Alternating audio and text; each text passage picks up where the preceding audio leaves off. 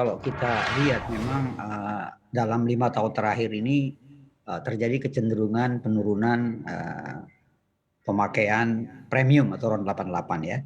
Misal kalau kita lihat di catatan kami di 2016 itu dari 12,9 juta KL kuota RON 88 ini yang terserap 10,6 juta kiloliter atau 81%. Kemudian 2017 juga turun dari 12 ke 7, 2018 dari 11 juta KL ke 9 juta KL. Kemudian di 2019 ada kenaikan sedikit, namun 2020 kembali turun dari 11 menjadi 8 juta, dari 11 juta KL kuota yang kita set, tapi kemudian realisasinya sekitar 8,4 juta. Dan itu sekitar 70%. Dan 2021 ini memang hingga Juli kemarin kita baru mencatat konsumsi premium atau RON 88 itu sekitar 2,6 juta KL. Itu mungkin informasi pertama Mas Gibran.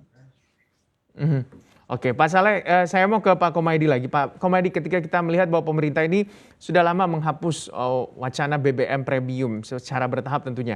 Tapi bisa dikatakan juga kota-kota besar masih ada beberapa SPBU yang menjual premium. Sebenarnya kalau Anda melihat seperti apa sih tingkat demand dengan suplai ketersediaan premium? Apakah masih diminati oleh masyarakat untuk premium ini? Iya, saya kira kuncinya sebetulnya ada di konsistensi pemerintah sendiri ya, Mas. Kalau energi itu saya selalu menyampaikan teorinya seperti teori air ya, jadi akan mengalir ke tempat yang lebih rendah begitu Mas Gibran. Jadi sepanjang di pasar ada harga yang lebih rendah, biasanya masyarakat yang relatif belum teredukasi, apalagi aspek lingkungan masih belum menjadi kalkulasi utama atau perhatian utama, biasanya akan memilih harga produk yang lebih murah dibandingkan harga yang ada di pasaran begitu ya. Jadi kalau premium disediakan ya pasti ke sana begitu. Nah, ketika Perpres 191 2014 diterbitkan oleh pemerintah, sebetulnya kami sangat senang sekali bahwa di situ kemudian ada niat baik dari pemerintah, terutama dari Pak Jokowi untuk mengurangi ini secara bertahap, kemudian juga relevan nih Mas Gibran dengan apa yang direkomendasikan oleh tim anti mafia migas, teman-teman yang diketuai oleh Mas Faisal Basri pada saat itu.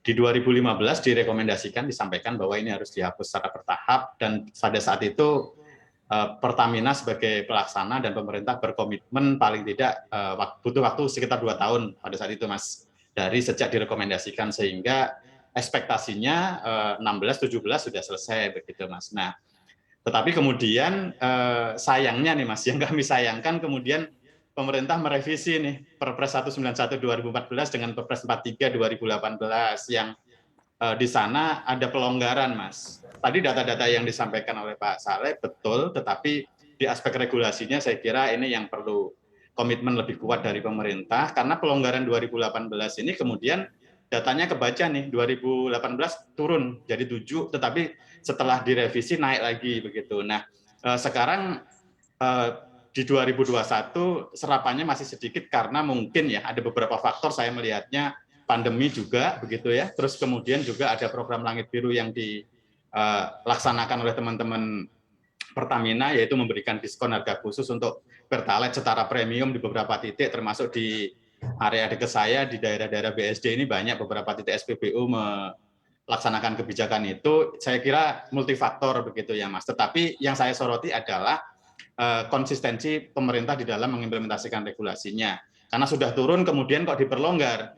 Dulu di 191 itu Jawa, Madura, Bali nggak boleh Mas Gibran. Artinya harus di luar wilayah itu, tetapi dengan Perpres 43 2018 kemudian dilonggarkan kembali, Jawa, Madura, Bali kemudian bisa mengakses kembali, meskipun di sana ada catatan setelah berkoordinasi dengan teman-teman di Kementerian Koordinator Bidang Perekonomian. Saya kira itu yang perlu saya soroti Mas.